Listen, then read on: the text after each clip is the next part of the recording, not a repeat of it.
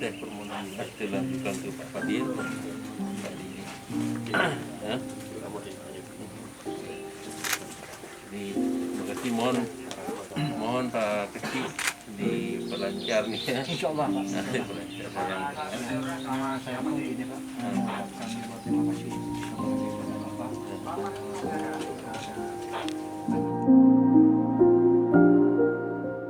Ya, hari ini kita kembali meninjau rumah salah seorang warga kita, Pak Muslim dan Ibu Preti di Kampung Bungai Blangcut, Kecamatan Jaya Baru, mana rumah beliau sudah 7 tahun ya, 7 tahun tinggal di sini.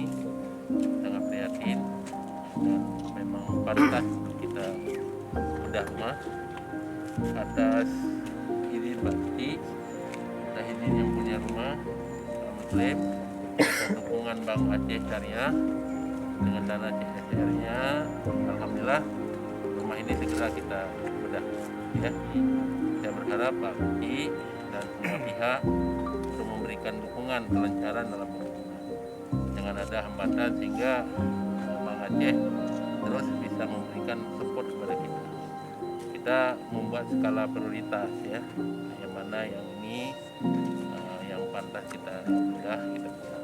Jadi ini mohon bersabar Pak Muslim dan Ibu Preti ya, mudah-mudahan kita doakan tidak ada halangan lagi untuk kita laksanakan bedah rumah ini.